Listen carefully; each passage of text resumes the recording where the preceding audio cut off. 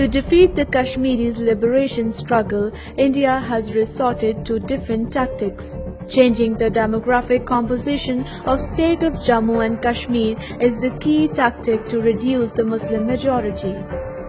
In 1947, Muslims in Kashmir constituted 72.4% of the population, and as per 2011 census, they are 68%.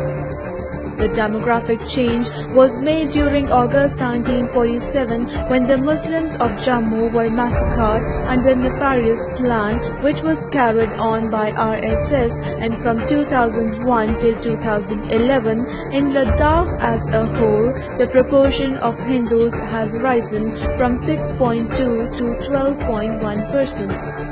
It is noteworthy that the Muslim population in Jammu district today is merely 5% compared to 39% in 1947. Due to this massacre and large-scale displacement of Muslims, the community went from the majority of 61% to the minority of 30%. The people of Kashmir are in the streets offering their blood to resist India's nefarious design.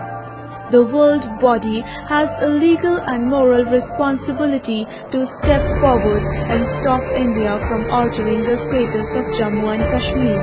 Indian state terrorism in occupied Kashmir and its use of brute force to kill, maim and blind people raises the serious question on India's denial of Kashmir's right and about the role of United Nations.